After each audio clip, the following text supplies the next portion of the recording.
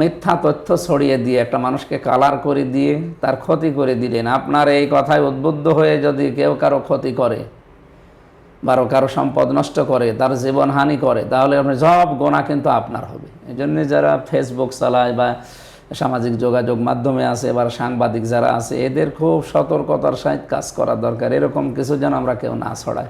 কুল অ্যান্টিপারস্পিরেন্ট deodorant stick, যা আপনাকে দেবে 24 ঘন্টা পর্যন্ত ঘাম থেকে সুরক্ষা। আল্লাহ আমাদের তৌফিক দিন। সবশেষ একটা কথা বলবেন, আপনি নিজেকে রাজনীতিতে কোথায় দেখতে চান ভবিষ্যতে, এবং আপনার কুষ্টিয়ার মানুষ এবং আপনার সমালোচক, আপনার যারা অনুসারী আছে তাদেরকে কি বলতে চান? আমি সমালোচনা যারা করে তাদেরকে বলবো, দেখে শুনি সত্যটার সমালোচনা করেন, অবশ্যই সমালোচনা করবেন, নয়তো তো আমি ঠিক রাস্তায় থাকতে পারবো না। আমার যদি কোনো জায়গায় ভুল হয় ধরিয়ে দেবে, আর যদি ভালো কোনো কাজ দেখেন তাহলে উৎসাহ দেবেন। মানে পেছনে লেগে থেকে টান দিয়ে জীবনেও নামাতে পারবে না। আমার যে উদ্দেশ্য, এখলাস নিয়ে আমি চলছি, অবশ্যই আমার মঞ্জিলে আমি পৌঁছাবো। আমার 5 বছর যেহেতু দায়িত্বে আছে, জনগণের জন্য, ইসলামের জন্য আমরা কাজ করব।